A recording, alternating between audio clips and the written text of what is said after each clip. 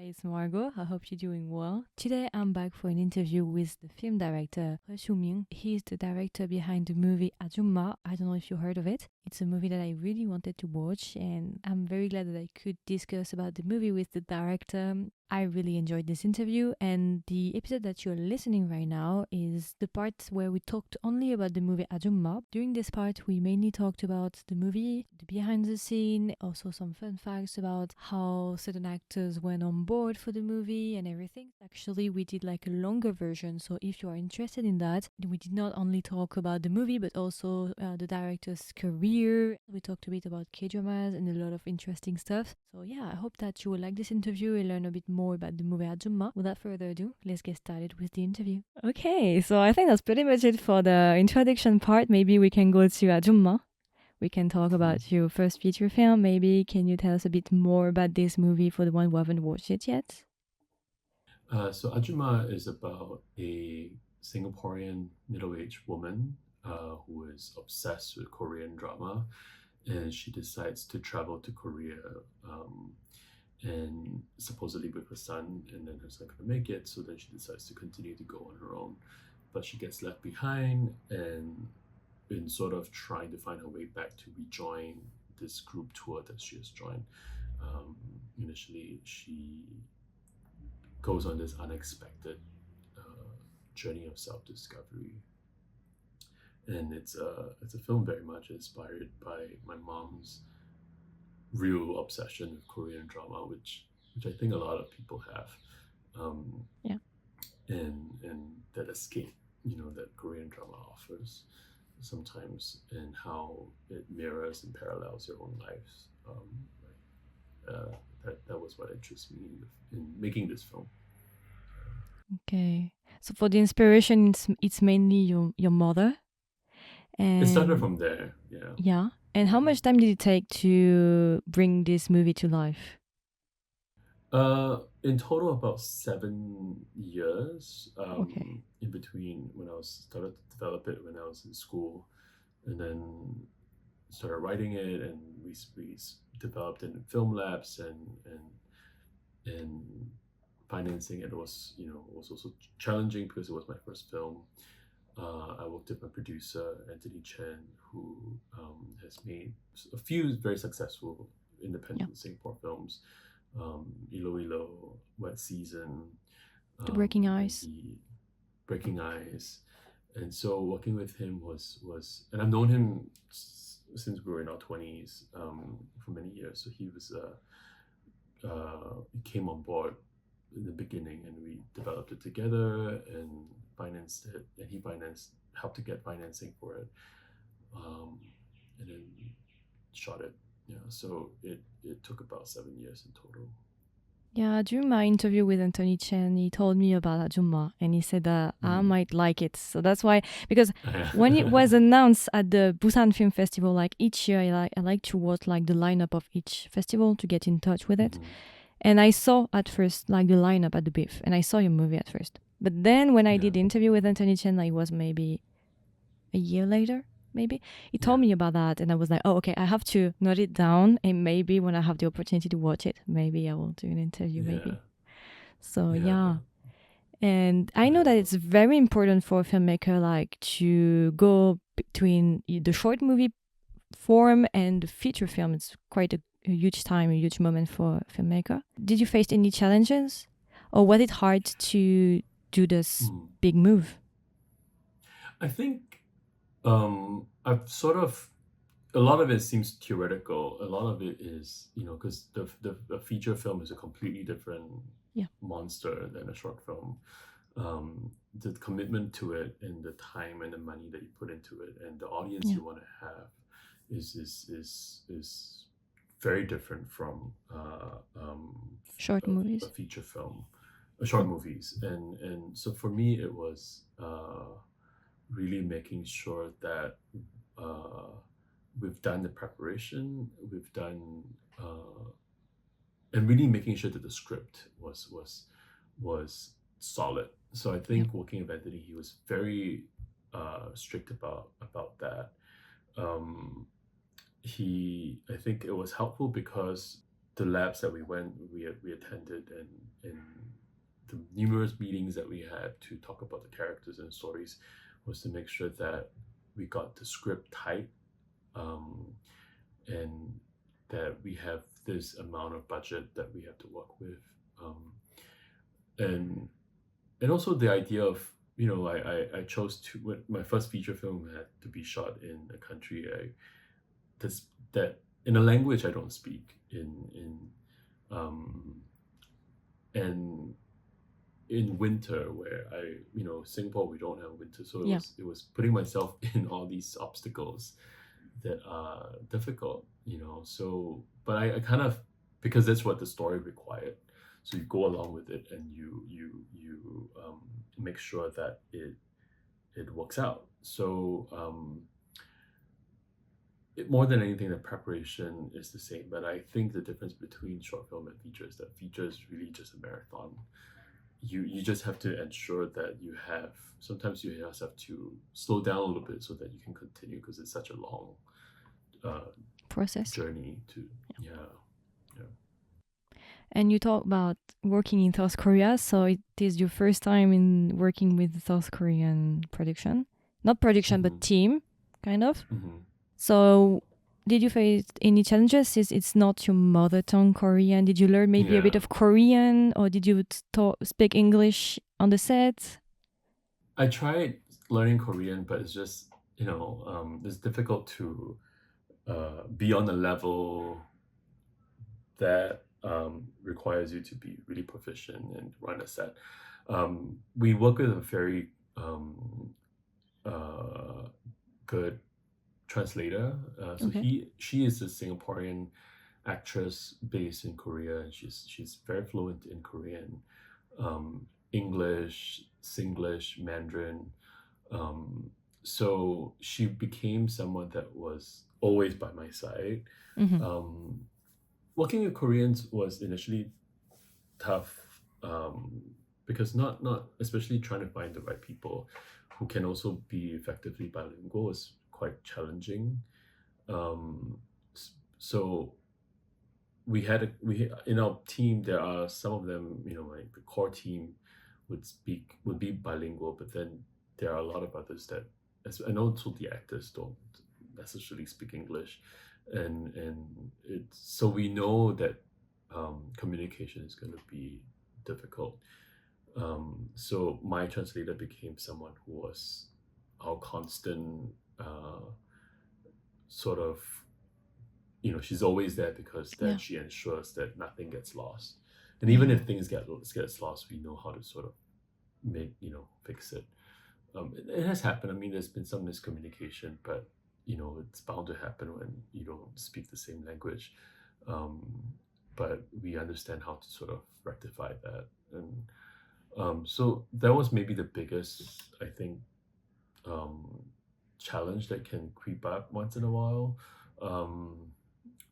Other challenges would be, for me, it was shooting in winter. Especially in Korea. Especially in Korea. Korean winter is so harsh. And I've never experienced shooting a film outdoors in that kind of cold before. So it's just to manage my expectation and to make sure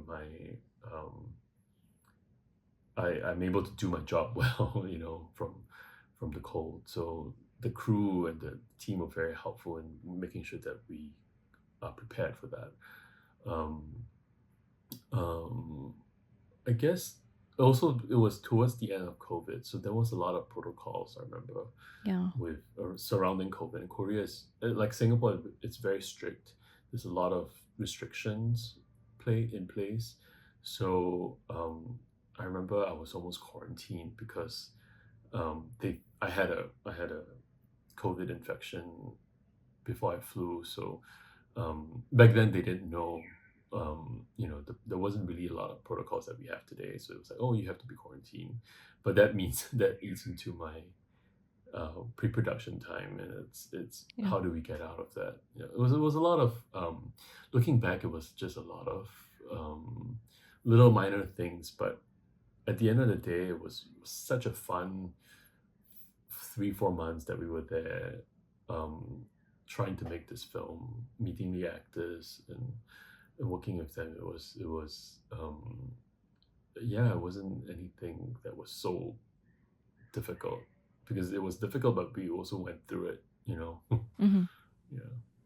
So for the winter part, since you said that you filmed when was COVID, did you decide at first, like at the beginning, that you wanted to film in winter, or is it something that came upon you and you didn't have any solution because it was you film now or never? I think it was very early on, I wanted it to be in winter because I Okay. wanted the snow, and I wanted this character, this Ajoomma, who come from Singapore, and she has never seen falling snow before. Okay. I think that idea of a middle-aged woman seeing snow for the first time and becoming a child again, that image to me, and you see in the film, she sees it and then she is mesmerized by it.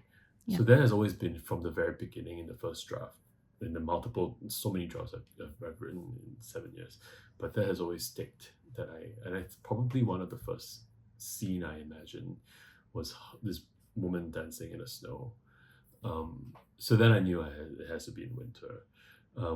But that also means that's why it also took so long, because we had just this window of time to shoot the film. Yeah. So over time, I remember over the 7 years, there were times when we're like, okay, I think we're ready to shoot this year. But then we haven't found financing, or the script wasn't right. So then we have to wait another year because we missed it.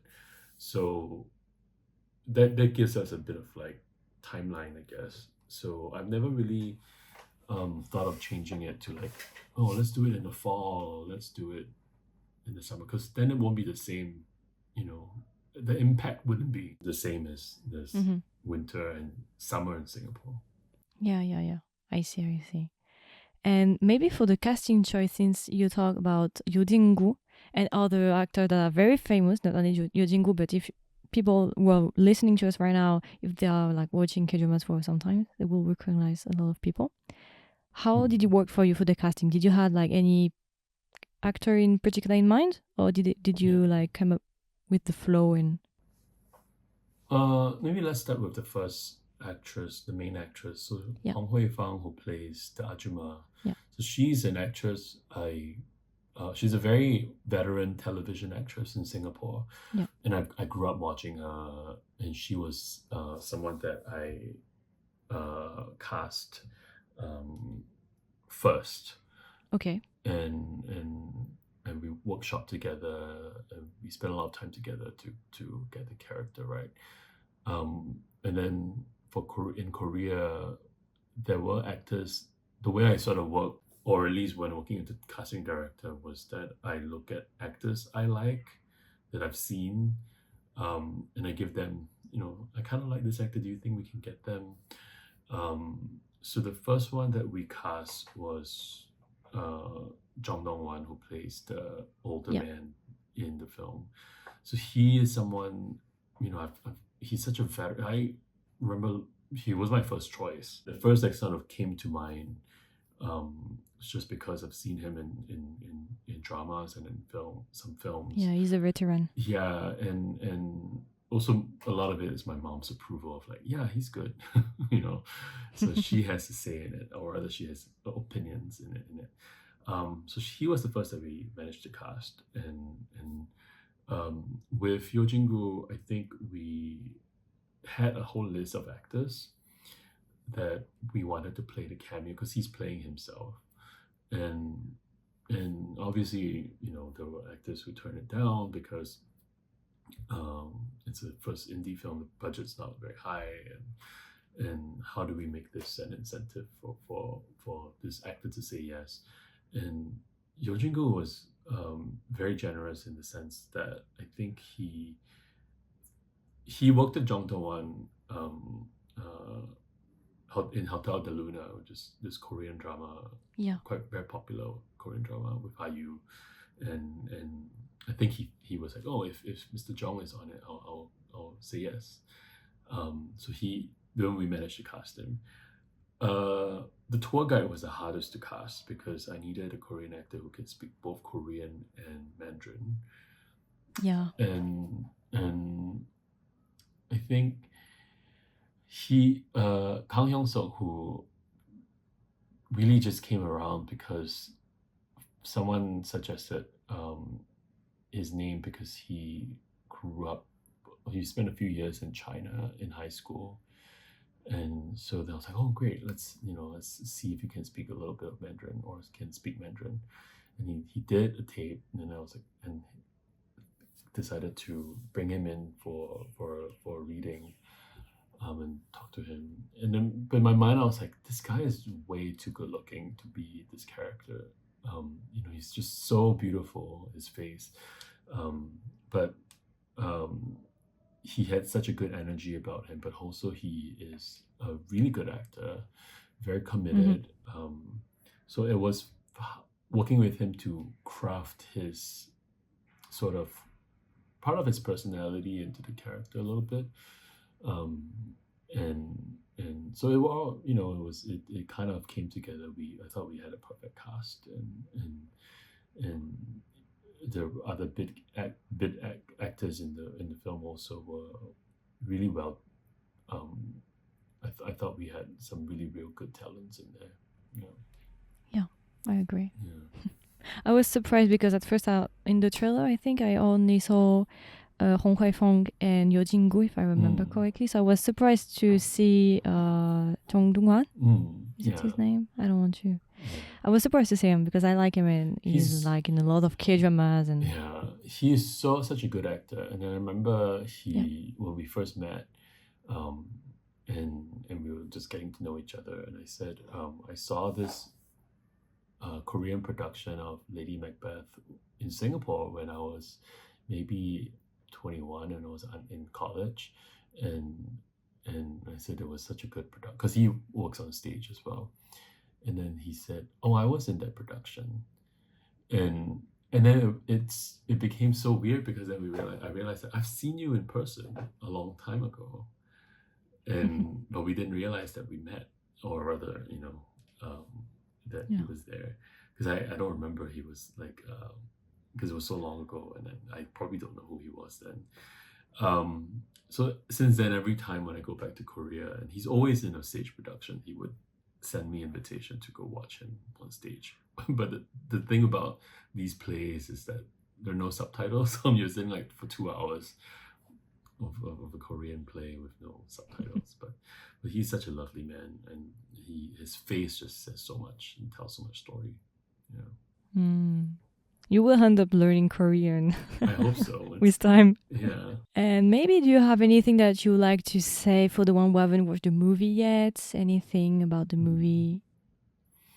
I think if you a lover of Korean drama, you would enjoy this film. Yeah. But also, even if you're not, I think it is regardless. I think it's a film that I hope will make you think about the dreams that you have, and you want to pursue them. But also think about your relationship with your family, with the people around you.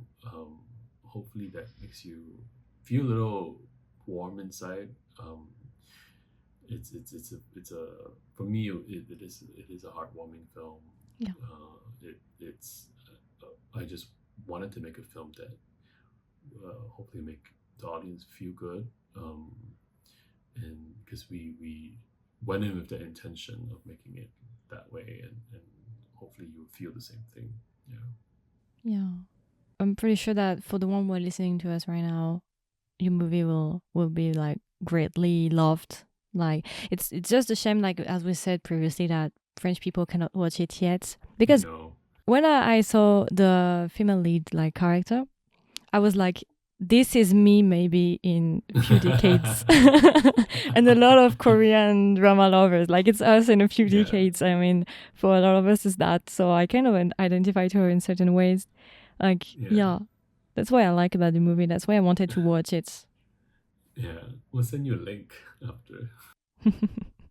And yeah, so that's pretty much it for Ajoomma. Maybe I wanted to talk a bit more about your previous like project and stuff like that. I wanted to know a bit more because I like to talk with film director, and I wanted to ask you maybe some general question. And one of them was, What do you like the most with your work now that you have done like quite several short movies and your first feature film? I like that the films that I've made over the years are a reflection of my perspective and my taste and my voice Mm-hmm. of that time. Sometimes I look at my early short films from like when I was in film school, and there was a period of time I'd be like, oh my god, it's so cringy. Like, why did I think that? But then I've come to accept it because I can't deny who I was before, and that was what I. It's part of the process, kind of. Yeah. So I think it's a documentation of the filmmaker and the person that I was then, and I has I'm constantly evolving, and um, so that for me is a way to accept um, the films I've worked on, and the stories I want to tell. Then you know how has it evolved into the stories I want to tell now. I think that's really is my approach with my body of work. Mm. And among the project that you worked on, then either like one especially that you prefer? No, I think they're all equally the same to me. So maybe some that I might be a bit like, oh, okay, it's still a work in progress for sure. A lot of them are work in progress. I made a short film uh, at AFI, which was about a Vietnamese manicurist who uh, she is obsessed with American soap operas, Mm-hmm. and she want to change her accent. She want to be more Americanized, and she's a new immigrant with a heavy Vietnamese accent. But I think it's a fun film because the kitschiness of American soap opera, that's sort of like very over the top. There's something about soap opera and Korean drama or TV drama that I think I uh, cons- it's gonna be part of my body of work in the future. I think like Okay. sometimes lately, reality television to me is this a soap opera, a kind of soap opera, Oh, very you guilty watch like pleasure. variety shows, Korean variety shows? I do Or watch Korean variety shows, some of it. The reality show sometimes I like your it's all really people are like saying it's so trashy, like Real Housewives or uh, all these dating shows. But I think underneath or the making of these drama, there is something very human and melodramatic about. And I'm also curious about people um, who become obsessed with it. Like they find parallels to their lives in something that is an escape. Yeah. and maybe I haven't asked you, but do you watch these days Korean dramas? Is it something that you Uh, like to watch? Can you find time to watch I it? do. I haven't found time to watch it because Korean drama requires so much commitment. Yeah. Um, and I have a backlog of Korean dramas I have to like keep up with. But sometimes I will see my mom watching it if I'm at and I'm like, okay, she's keeping up on that, and she will update me on what's if I see her, and she will update me on like what is Popular. currently happening. Yeah. and so, but there's so many, and it's just I haven't had a chance to keep up, Yeah. but I should. Each month, like maybe 4 or 5 new K dramas are released each month. Yeah. So it's a lot to catch up. So that's why I Yeah. try to like prioritize stuff that looks a bit better than others, because of course, like with 5 or 6 K-dramas each month, some will be great, some will be not that great. So it's difficult when you Mhm. start to like pick up which one is worth your time, kind of. Yeah. Usually by the third or fourth episode, I'm like, Yeah. okay, I gotta stop. Like you haven't won me over. I You gotta move can on to guess something if it else. will be great or And it's also not just Korean drama. There's so many television. There's so many options. yeah. The paradox of choice is just, sometimes I'm like, I don't want to watch anything. I just want to go out, live a little, But I'm quite happy just watching my shows. Yeah, because K-dramas are This is an escape. popular, but these days they're also Japanese dramas and Chinese dramas and Are coming back. Thai dramas. Chinese dramas are, I think, better these days than Korean Yeah. one. I think like the last 2 years was quite bad years for Korean dramas. I feel that it's always the same for Korea. Whereas in China, I feel that they try to do new stuff. Of course, we also have like the overbearing CEO tropes and stuff like that, of course. But you can find in China some hidden gem, different stuff that you won't be able to find in Korea. Yeah, I've heard that a lot. My hairdresser, she stopped. She said she hasn't really been watching Korean drama. So every time I go to her, she's like, "You gotta watch this Chinese drama," and so I noticed that trend, and also Japanese drama is starting to come back. Because I remember when I was in high school, Japanese drama was all the rage. Yeah. And then it kind of just fizzled a little bit. Korean drama became the thing to watch, and then now Japanese drama is coming back in some ways, and Thai drama too. Yeah. My grandmother loved Thai drama. She because they're starting to become very popular. Yeah, with BLs especially. BL drama, especially the stars are huge. Yeah. The BL dramas, and so there is.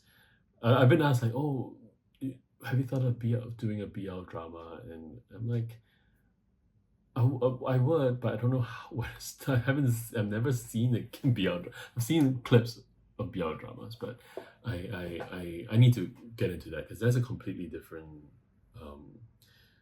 genre that is so fascinating. BLs are not only in Thailand. Like Korea is getting more and more like good ones.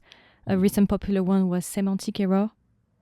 So this one is very popular. And Japan as well is a bit famous for BLs. Yeah. Taiwan used to, but not anymore. I think Taiwanese drama has always been sort of like on and off. Like something come back, but it's I don't know. It's a bit. They haven't really had a good one, a huge one. They don't have a breakthrough hit yet, So the last one was Shangjian Someday One Day. This one was a huge one. Okay, but it's not a BL. That was like a romantic. Yeah, with like time loop and stuff like that. Oh yeah, okay. With Greg Sue. I don't know if you. Greg Sue is very popular. Yeah, and I don't know if you saw it, but he will be playing in the Korean drama in August. Because he's huge in Korea, isn't he? Yeah. He's popular. I saw him in person in Taiwan for the Golden Horse, and I remember I was like, wow, this guy is he has that look, that idol look, and I had no idea who he was then, and people were like, you have to. And then there was the year when he was also in Marry My Dead Body. Yes. Yes. And I think that just blew up because he's just very charming and boyish, and but yeah, it's there's so many options, so many things to watch. It's hard to keep up. Thanks to internet, kind of, we have more and more. Like now, you can, if you speak English, you can read English. You can like watch pretty much anything. Anything. So it's even harder than a few years ago. Only K-dramas were popular, or Japanese dramas. Now it's even more countries, and maybe in the future we will have like more Vietnamese dramas, Cambodian dramas. I don't know. I think Vietnam drama is going to be the next thing. The way Vietnamese television, Vietnamese films is so fast. The way I think right now Vietnamese cinema is known for more art house Vietnamese films, but it's becoming, I think, the next big thing. And Philippines as well, I think maybe. Yeah, Philippines has always been, but I think they never really had. They've always been a breakthrough. They've always just been like popular just amongst Filipinos, but I don't think they have anything that's very international yet. So. Yeah, they had Gaya sa Pelicula. That was a BL. Mm-hmm. That is a BL. It was a bit popular, but it's true that it hasn't got like any breakthrough if you compare to Thailand. But Thailand, that's smart because they decided to put like all their money into BLs. It's exciting times for dramas in Asia. Yeah, definitely. I don't watch any like Western series actually. Only Oh, yeah. movies, even movies, like I have so many things to watch in the East. No. So I don't have time for the West. I'm sorry. Yeah. I have to prioritize. I have to Yeah. choose. So I prefer to go on like movies and Dallas each year. Like if you watch like every festival, like Cannes Festival and so on, the Beef Yeah. and other Have you festival. been have you been to Biff? Not yet. I've been to Korea, You but I would love to go there. Yeah, you have to go to Busan. It's it's really one of the most amazing film festival Yeah, experience, I know. where the energy and the the the, the whole of Asia is there, and and people in the West are trying to get into um, their influence because they recognize it. But it's I think you would have so much fun in Busan during Yeah, I would it. love to go there, but Yeah. it's not easy to like go there. Like I know that even Korean people are fighting for the ticket, so I know. Yeah, So it's kind of difficult. you need to get validated. Yeah, you need to Yeah, get yeah, press validation. yeah. Accreditation. Yeah, Yeah, it's hard. It's yeah, good. It's difficult. yeah. But I try to like from afar watch every like festival, the Golden Horse, the one in Shanghai as well, Mm, and I try to see like what's happening, which movie is getting popular, and so on. And I try yeah. to catch up. But in France, we are always late, kind of for movies. We're not the last one, but almost the last one. Like the first one are Singapore, Korea to get the new movies. Like the one How to Get $1 Million Before Yeah. Grandma Dies. It should be I coming out, right? I don't know. No, I read it's gonna be in Europe because it's just so wildly popular here. I I think would love to. they're smart. If they're smart, they will put it in France and in other parts of Europe pretty soon.